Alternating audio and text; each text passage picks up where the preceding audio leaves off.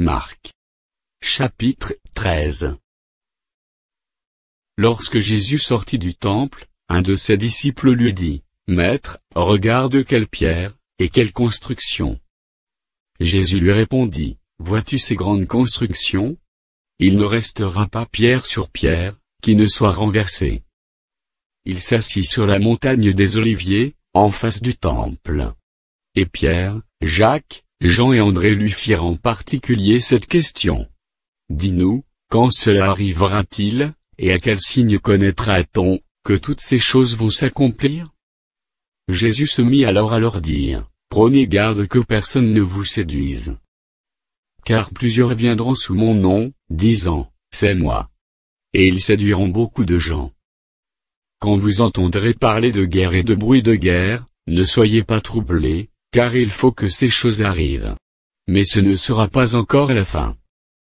Une nation s'élèvera contre une nation, et un royaume contre un royaume, il y aura des tremblements de terre en divers lieux, il y aura des famines. Ce ne sera que le commencement des douleurs. Prenez garde à vous-même. On vous livrera aux tribunaux, et vous serez battus de verges dans les synagogues, vous comparaîtrez devant des gouverneurs et devant des rois, à cause de moi, pour leur servir de témoignage. Il faut premièrement que la bonne nouvelle soit prêchée à toutes les nations. Quand on vous emmènera pour vous livrer, ne vous inquiétez pas d'avance de ce que vous aurez à dire, mais dites ce qui vous sera donné alors même, car ce n'est pas vous qui parlerez, mais l'Esprit Saint. Le frère livrera son frère à la mort, et le père son enfant, les enfants se soulèveront contre leurs parents, et les feront mourir. Vous serez haïs de tous, à cause de mon nom, mais celui qui persévérera jusqu'à la fin sera sauvé.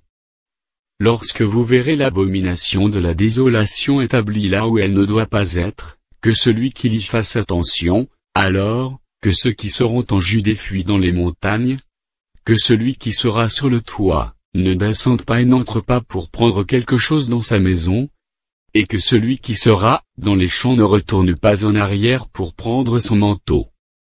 Malheur aux femmes qui seront enceintes et à celles qui allaiteront en ces jours-là.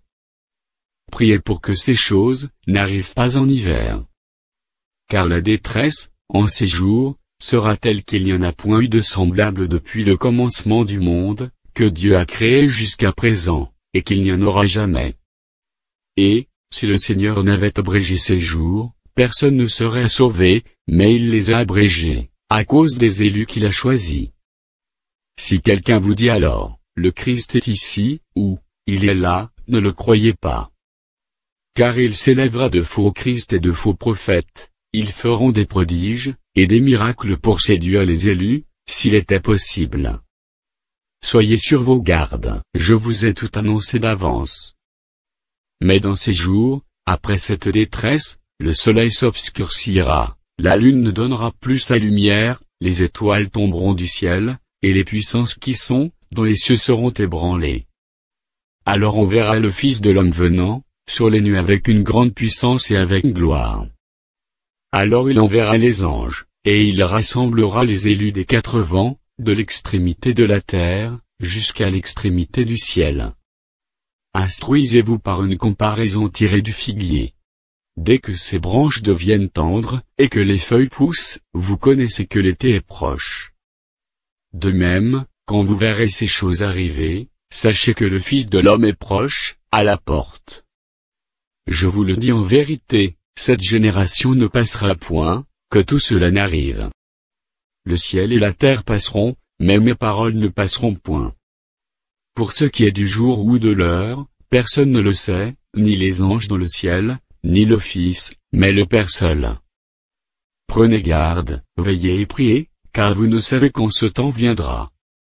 Il en sera comme d'un homme qui, partant pour un voyage, laisse sa maison, remet l'autorité à ses serviteurs, indique à chacun sa tâche, et ordonne au portier de veiller. Veillez donc, car vous ne savez quand viendra le maître de la maison, ou le soir, ou au milieu de la nuit, ou au chant du coq, ou le matin.